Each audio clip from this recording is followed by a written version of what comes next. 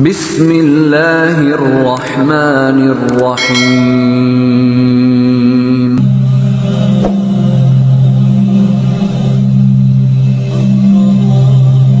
Bismillahirrahmanirrahim. Assalamualaikum warahmatullahi wabarakatuh. Bersyukur kepada Allah dengan mengucapkan alhamdulillah. Bersolawat kepada Rasulullah sallallahu alaihi wasallam dengan mengucapkan Allahumma sholli ala sayyidina Muhammad wa ala ali sayyidina Muhammad. Sahabat channel Cahaya Al-Quds yang mulia dan dicintai Allah, semoga Anda selalu dalam keberkahan, nikmat rezeki dan kesehatan. Amin ya rabbal alamin.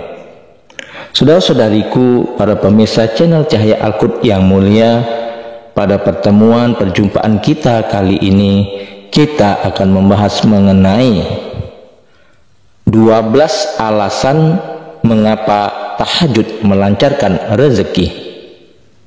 Saudara-saudariku yang mulia, tahajud sebaik-baik sholat setelah sholat fardu. Sholat duha bisa melancarkan rezeki. Demikian pula dengan sholat tahajud. Sholat tahajud adalah salah satu sholat yang diutamakan sebaik-baik sholat sunnah setelah sholat fardu adalah sholat malam atau tahajud. Mengapa tahajud bisa melancarkan rezeki? Nah, saudara-saudariku yang mulia, inilah penjelasannya. Yang pertama, sholat tahajud sebagai tiket masuk surga.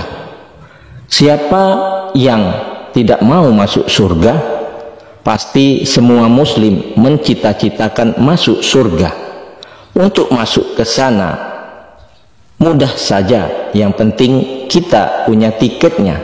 Salah satu tiket untuk masuk surga adalah lewat tahajud. Abdullah ibnu Muslim berkata, kalimat yang pertama kali kudengar dari Rasulullah sallallahu alaihi wasallam adalah, hai sekalian manusia, sebarkanlah salam, bagikanlah makanan, sambunglah silaturahmi, tegakkanlah sholat malam saat manusia lainnya sedang tidur. Niscaya kalian masuk surga dengan selamat. Hadis riwayat Ibnu Majah. Ini adalah salah satu amalan yang disukai oleh Allah. Jika lewat tahajud surga aja diberi, apalagi cuma rezeki di dunia. Lalu yang kedua, kebaikan yang menolong di akhirat. Di akhirat nanti tidak ada yang akan menolong kita kecuali amal perbuatan yang telah kita lakukan di dunia. Sedapat mungkin umur yang kita miliki dipergunakan untuk menambah timbangan amal kebaikan dan meminimalisir dosa atau maksiat yang mengurangi amal kebaikan kita. Allah subhanahu wa ta'ala berfirman, sesungguhnya orang-orang yang bertakwa berada di taman-taman surga dan di mata air, seraya mengambil apa yang Allah berikan kepada mereka. Sebelumnya mereka adalah telah berbuat baik sebelumnya di dunia. Mereka adalah orang-orang yang sedikit tidurnya di waktu malam, dan di akhir malam mereka memohon ampunan kepada Allah subhanahu wa ta'ala. Quran surat Az-Zariyat ayat 15-18. Lalu yang ketiga, menyapu penyakit hati dan jasmani. Sebagai manusia kita memiliki kelemahan, yaitu bisa terjangkit penyakit-penyakit jasmani dan penyakit hati. Penyakit jasmani yang terkait dengan badan kita karena kelalaian kita menjaga kesehatan, karena gaya hidup yang tidak sehat membuat kita menganiaya diri sendiri tanpa kita sadari. Kita dengan sengaja mengundang penyakit masuk ke dalam badan dan menjajah kita. Kalau akhirnya kita meninggal karena sakit, itulah bukti kekalahan yang kita terhadap penyakit. Begitupun juga dengan penyakit hati. Kita membiarkan setan menggoda mengadu domba kita, membisikkan kita, membangkitkan hawa nafsu kita, sehingga kita jadi dengki, suka marah, suka mengeluh, galau, bimbang, dan tidak bersyukur. Kita terkena penyakit hati karena kita tidak membentengi diri dengan iman yang teguh. Kita biarkan diri terombang-ambing, tidak memiliki keyakinan yang teguh. Kita tenggelam dalam dosa dan kemaksiatan seolah-olah akan hidup selamanya. Dan jika ini yang terjadi, setan tertawa terbahak-bahak karena kita sudah kalah dalam pertempuran melawannya dan ikut bersamanya menjadi penghuni neraka. Salman Al-Farisi berkata, Rasulullah Shallallahu Alaihi Wasallam bersabda, dirikanlah sholat malam, karena sesungguhnya sholat malam itu adalah kebiasaan orang-orang saleh sebelum kamu. Sholat malam dapat mendekatkan kamu kepada Tuhanmu. Sholat malam adalah sebagian penebus perbuatan buruk, mencegah perbuatan dosa, dan menghindarkan diri dari penyakit yang menyerang tubuh. Hadis riwayat Ahmad. Rezeki yang terindah adalah tubuh dan jiwa yang sehat, sehingga kita bisa berkarya memaksimalkan ibadah kepadanya. Bagaimana bisa fokus ibadah kalau tubuh digerogoti penyakit dan hati digerogoti nafsu angkara? Lalu yang keempat, jalan meraih kemuliaan. Rasulullah Shallallahu Alaihi Wasallam bersabda, Jibril mendatangiku dan berkata, wahai Muhammad, hiduplah sesukamu karena engkau akan mati. Cintailah orang-orang yang engkau suka karena engkau akan berpisah dengannya. Lakukanlah apa keinginanmu, engkau akan mendapatkan balasannya. Ketahuilah bahwa sesungguhnya kemuliaan seseorang muslim adalah sholat waktu malam, dan ketidakbutuhannya dimuliakan orang lain.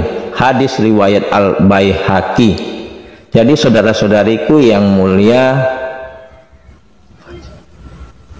jika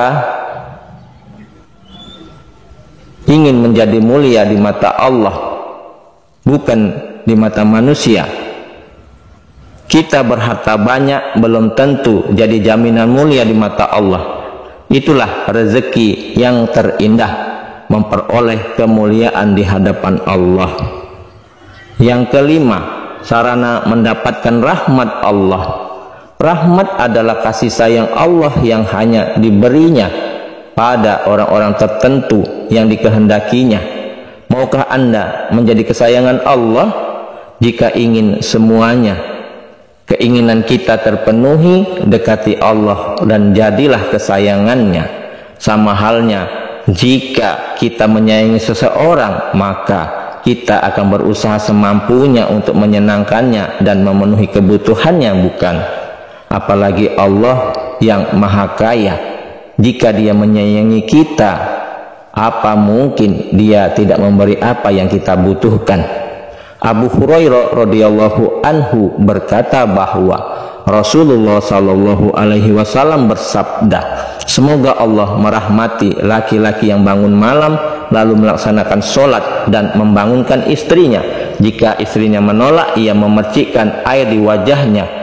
Juga merahmati perempuan yang bangun malam lalu sholat dan membangunkan suaminya. Jika suaminya menolak, ia akan memercikkan air di wajahnya. Hadis riwayat Abu Daud. Yang keenam, sarana pengabulan permohonan. Kita perlu berdoa pada Allah karena pada dasarnya kita ini lemah, kita ini butuh padanya, dan Dia maha kaya, dan Allah mengabulkan permohonan hamba-hambanya. Allah subhanahu wa ta'ala berjanji akan mengabulkan doa orang-orang yang menunaikan sholat tahajud dengan ikhlas. Rasulullah Sallallahu Alaihi Wasallam bersabda, sesungguhnya di malam hari ada satu saat ketika seorang muslim meminta kebaikan dunia dan akhirat, pasti Allah memberinya. Itulah berlangsung setiap malam. Hadis riwayat Muslim. Jika merasa kesusahan rezeki, tidak usah mengadu pada manusia, paling-paling mereka cuma mengasihani kita. Bangkitlah dan mengadu pada Allah di sepertiga malam terakhir. tak perlu merasa kalah jika kemenangan itu jaraknya cuma antara kening dan sajadah. Ketujuh, pembersih dosa dan kesalahan. Dari Abu Hurairah dan Abu Ummah Al-Baihaqi berkata bahwa Rasulullah Shallallahu Alaihi Wasallam bersabda, lakukanlah qiyamul lail, karena itu kebiasaan orang saleh sebelum kalian, bentuk takarub, penghapus dosa dan penghalang berbuat salah. Hadis riwayat At-Tirmizi. Anda pasti sudah tahu apa penghalang rezeki nomor satu, yaitu dosa, baik dosa besar maupun dosa kecil yang terus-menerus dilakukan. Rezeki tersumbat karena dosa. Jadi apa yang harus kita lakukan agar rezeki kembali lancar, yaitu membersihkan dosa dan kesalahan dengan taubat dan amal ibadah. Kedelapan, jalan mendapat tempat yang terpuji. Allah berfirman, dan pada sebagian malam bertahajudlah kamu sebagai suatu ibadah tambahan bagimu, mudah-mudahan Tuhanmu mengangkat kamu ke tempat yang terpuji. Quran surat Al-Isra ayat 79. Yang kesembilan, melepas ikatan syaitan. Setan adalah musuh yang nyata bagi manusia yang senantiasa membisikkan keraguan dan mengajak manusia berbuat dosa. Allah memerintahkan kita untuk melawannya. Kemalasan adalah salah satu dari 4 hal yang menunda datangnya rezeki, yang menjadi penghalang rezeki. Jika ingin berezeki baik, perangai setan yang menggoda Anda untuk malas dan enggan berikhtiar. Padahal rezeki tidak turun begitu saja dari langit tanpa ikhtiar kita. Maka dari itu hendaknya kita rajin berusaha, berikhtiar, dan menyerahkan usaha kita kepada Allah Subhanahu wa Ta'ala dengan memohon rezeki yang berlimpah dan halal barokah. Yang ke-10, waktu mustajab untuk berdoa. Hajat baik kemungkinan besar dikabulkan. Agar doa dikabulkan oleh Allah harus ada strateginya. Salah satunya diantaranya adalah memilih waktu berdoa yang tepat. Berdoalah di waktu-waktu yang mustajab. Amru ibnu Abbasah berkata, aku bertanya kepada Rasulullah Shallallahu Alaihi Wasallam, ya Rasulullah, malam apakah yang paling doa kita didengar? Rasulullah menjawab, di tengah malam terakhir, yaitu di sepertiga malam terakhir. Maka sholatlah sebanyak yang engkau inginkan. Sesungguhnya sholat di waktu tersebut adalah muktabah masyhudah, waktu yang apabila bermunajat maka Allah menyaksikan, dan apabila berdoa maka didengar doanya. Hadis riwayat Abu Daud. Ke-11, meraih kesehatan jasmani. Sehat dengan sholat. Sudah banyak literatur yang mendukung pernyataan ini. Sholat adalah sejumlah gerakan yang melibatkan otot-otot tubuh tertentu sehingga memberi kesempatan pada organ tertentu dalam tubuh melakukan perbaikan. Belum lagi kondisi jiwa yang hampir menyerupai meditasi. Pemutusan pikiran yang bisa menyehatkan jiwa pun dilakukan saat sholat yang khusyuk. Hendaklah kalian bangun malam, sebab hal itu merupakan kebiasaan orang-orang saleh sebelum kalian. Wahana pendekatan diri pada Allah Subhanahu wa Ta'ala, penghapus dosa dan pengusir penyakit dari dalam tubuh. Hadis riwayat At-Tirmizi. Kemudian yang terakhir, yang ke-12, yaitu penjaga kesehatan rohani. Allah Subhanahu wa Ta'ala menegaskan bahwa orang yang sholat tahajud akan selalu mempunyai sifat rendah hati dan ramah. Ketenangan yang merupakan refleksi ketenangan jiwa menjadi kehidupan sehari-hari di masyarakat. Allah berfirman, Dan hamba-hamba Tuhan yang Maha Penyayang itu ialah orang-orang yang berjalan di atas muka bumi dengan rendah hati, dan apabila orang-orang jahil menyapa mereka, mereka mengucapkan kata yang baik. Dan orang yang melewati malam hari dengan bersujud dan berdiri untuk Tuhan mereka. Quran Surat Al-Furqan ayat 63 sampai 64. Orang yang memiliki kesehatan rohani yang lebih bagus mampu menyikapi kondisi rezekinya dengan bijaksana. Orang ini tak pernah berhenti bersyukur, bahkan saat kesulitan datang menderanya. Orang seperti inilah yang mendapatkan rezeki yang berkah.